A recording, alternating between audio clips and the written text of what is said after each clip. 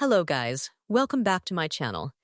In this video, I'm going to show you how to fix Slay the Spire 2 not launching, crashing, fatal error, freezing, or black screen issues on PC. First, restart Steam. Open Steam, click Steam at the top left, then click Exit. After that, relaunch Steam and start the game. If the issue still persists, restart your computer. This simple step has worked for many players, so make sure you don't skip it. Next, try using launch options.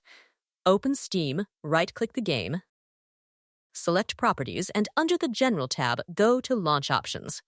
Type Rendering Driver OpenGL 3. Then launch the game. If that doesn't work, replace it with Rendering Driver Vulkan. You can also try DX11 or DX12. Launch the game after adding each command. If none of them work, simply clear the launch options. Next, verify the game files.